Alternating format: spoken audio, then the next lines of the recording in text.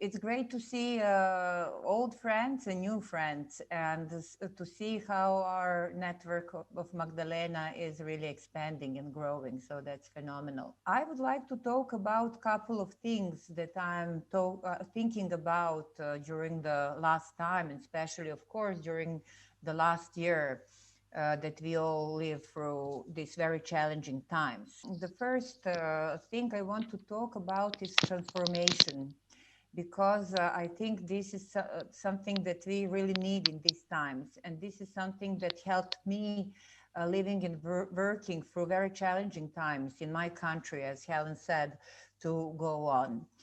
And I would like to talk about one fantastic project, because just to give you a context, in 1999, Serbia was, and Yugoslavia then, was bombarded by NATO.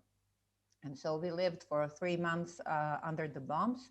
And then one of the practical things we had to do was to put the Scotch tape on the windows, because if the blast happens around, then the window would not, and glass would not disperse, but it would just fall down. And so we all had to put these tapes on the windows that were quite ugly. And then later it was a nightmare to clean it because of the glue and so on.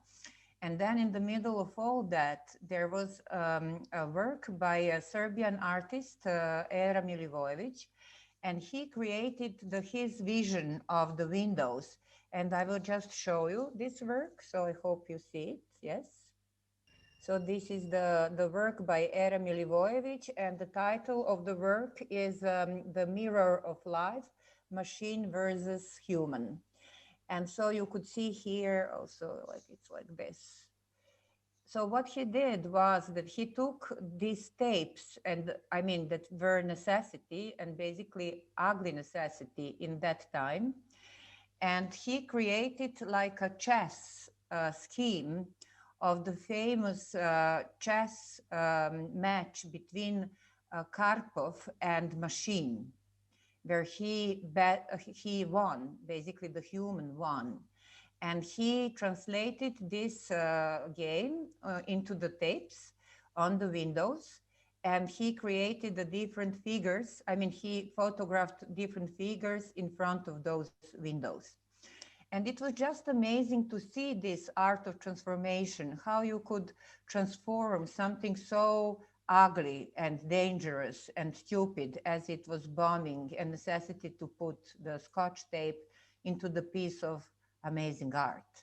So for me, it was this work that is still constantly with me in the challenging times that we live through.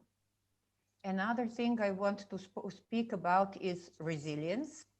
And of course, we think and speak about resilience as something that we need in these times. And then I went to look what is the etymology of the word resilience, and it comes from salire, Latin word which means to jump or to leap.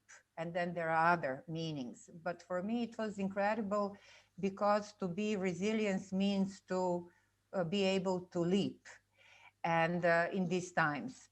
And then I found something that I want to share with you. And this is the 5 pillars of resilience. And maybe we can use that. And one of the pillar is self-awareness. Another is mindfulness. Third is self-care. Fourth is positive relationship. And 5 is the purpose. And my translation of it is like that we need to dance between like our selves, our individual selves towards to others, and actually to create the space in between us that that we can feel with our actions and intentions. And then there are many meanings of resilience, mostly positive, but then I also found, and this is something that we don't think about, that also resilience doesn't have always positive meaning. because virus is resilient. And there are other not so good things that are resilient. So I guess this is what I also experienced through the work. We need to choose the point of view.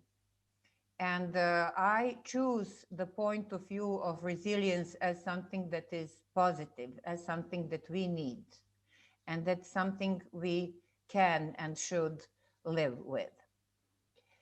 The third thing I would like to speak is about the ongoing motto of my theater. And from the very beginning, we found this quote by famous Bertolt Brecht.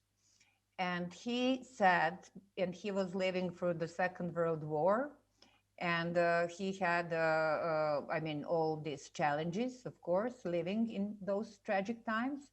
So he wrote, "Will there be singing in the dark times?" Yes, there will be singing about the dark times. And that was something that was really very important to us from the beginning and still is. But I guess that we create in my group our work between this quote and then the quote of a very famous painter, Matisse. And he said after the Second World War that he was proud that 2 world wars have passed and none of it came into his art. And so for me, it is the space again between those two quotes where we can create the work. So between singing about the dark times and not allowing the dark times enter into our work. And then, as Zoe mentioned recently, I'm quite obsessed with trees, and Jadranka and me want to create an outdoor piece about the importance of trees. And it will be happening in the park because also in our city we have this huge cutting of the trees and basically ruining the ecosystem and the air that is polluted anyway, and so on and so on. And we all know what are the causes of deforestation. And basically, if we lose the trees, we are going to lose the life. And then what I found was that the trees are connected with the system of the roots. And they're connected, even that they're like, for them, it's not possible to move, but they are connected through their roots on the big distances. And the system of the roots and different fungi that are spreading through the roots serve as the internet system. And basically it was an internet before the internet. And they're sharing information, they're sharing minerals, they're sharing all what they need. But what is my point now? There are fantastic facts about the trees, and I can talk for hours about the trees. But the trees that are really living entities, they do take care about the members of their community. And they are taking care about the old ones and about the young ones through the roots. And even when the tree is cut, if the root remains in the soil, it's alive. And the other members of the tree community basically feeds and keep that tree alive. And I guess that this is the example of incredible solidarity among the trees. And then when I look to the origin of the word solidarity, it comes from, again, Latin word solid. I mean, something that means solid. And this is what we are in Magdalena. We are standing in solidarity. And then again, I think that we also have always to ask ourselves, what is the point of view we want to take? Because also we could be in solidarity about very negative things.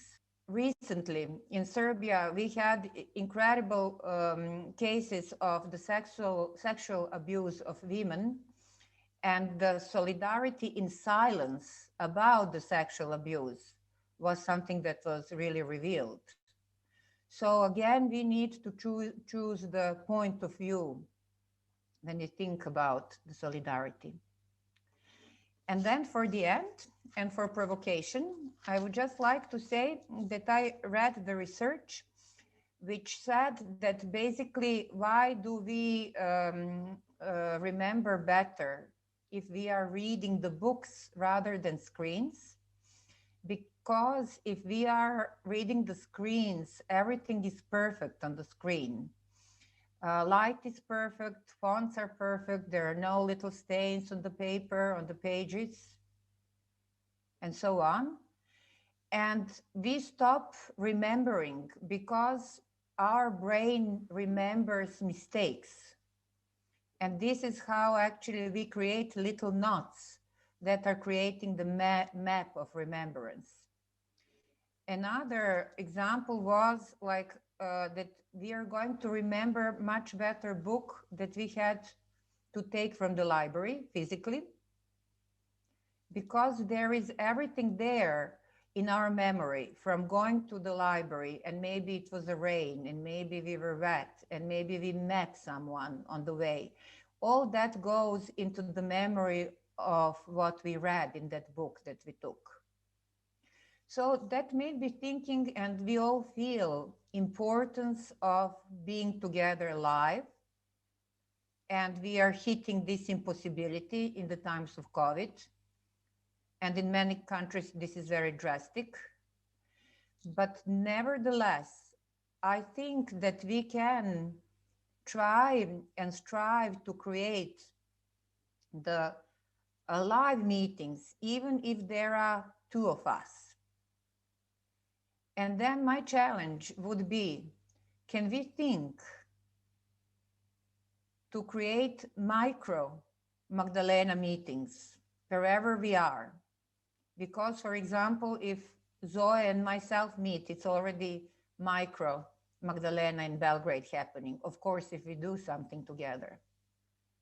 So this is what I wanted to propose, to think about micro Magdalena events for today.